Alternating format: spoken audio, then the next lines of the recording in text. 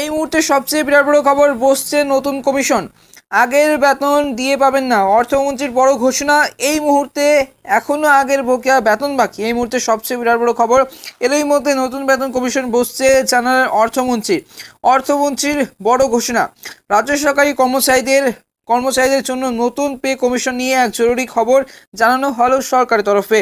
আর কিছুদিন পরে নতুন বেতন কমিশনে 2024 সালের আর এই বছরের মাঝামাঝি সময়ে সমগ্র দেশে লোকসভা ভোট আয়োজিত করা হবে।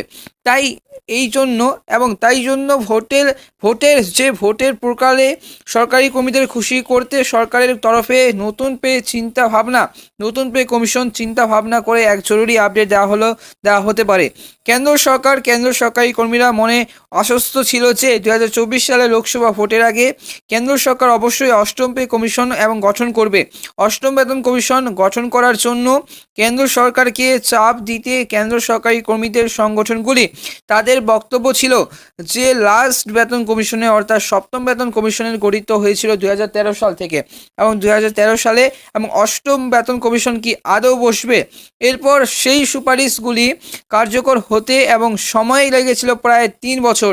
তাদের দাবি ছিল এতদিন পর 2024 সালে অষ্টম বেতন কমিশন গঠন করতে হবে। তবে এই বিষয়ে সরকারের তরফ থেকে বলা হয়েছে যে এখনই অষ্টম বেতন কমিশনের গঠনের কোনো পরিকল্পনা নাই।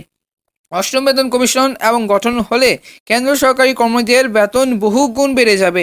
অষ্টম বেতন কমিশনের ভারতবর্ষে চালু হলে কেন্দ্র সরকারি কর্মচারীদের বেতন প্রায় 3.68 গুণ বৃদ্ধি পাবে। এছাড়াও কিন্তু বৃদ্ধি পাবে তাদের মূল বেতন, এছাড়াও প্রায় বহু গুণ বৃদ্ধি পাবে কেন্দ্র সরকারের কর্মীদের মূল বেতন। তাহলে দেখা যাচ্ছে অষ্টম বেতন কমিশনে যদি চালু হয় তাহলে কেন্দ্র সরকারি কর্মীদের প্রতিটি কর্মীরা লটারি পাবে। তো কেন্দ্র সরকারি কর্মচারীদের সমস্ত আশায় জল ঢেলে সম্প্রতি কেন্দ্রীয় অর্থ সচিব টিবি এবং সোমনাথন স্পষ্ট জানিয়ে দেন যে এখন অষ্টম পে কমিশনের বসানোর কোনো চিন্তা ভাবনা নেই কেন্দ্র সরকারের।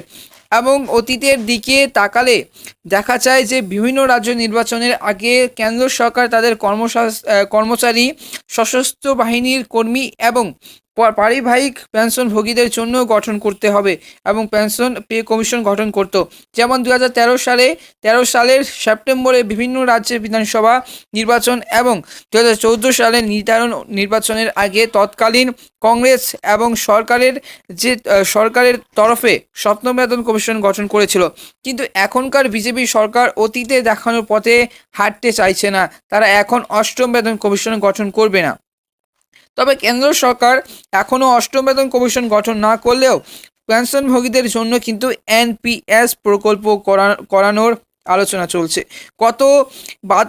গত বাদল অধিবেশনে লোকসভায় অষ্টম বেতন কমিশনের বিষয়টি আলোচিত হয়েছিল যে সেই সময় কেন্দ্রীয় অর্থ প্রতিমন্ত্রী পঙ্কজ চৌধুরী বলেছিলেন যে অষ্টম বেতন কমিশন ঠিক সময়ে মত গঠন করা হবে বলে, যা 1 জানুয়ারি 2026 সাল থেকে কার্যকর হবে।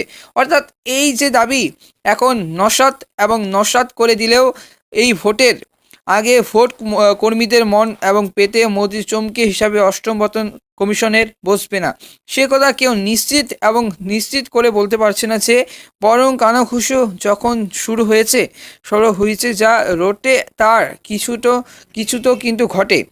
এই বিষয়ে আপনার মতামত নিচে অবশ্যই কমেন্ট করে জানান। নিয়মিত আপডেট পাওয়ার জন্য অবশ্যই আমাদের এই ফার্স্ট এক্সক্লুসিভ ইউটিউব চ্যানেলটিকে সাবস্ক্রাইব করে পাশের বেল আইকনটা অবশ্যই ক্লিক করে রাখবে।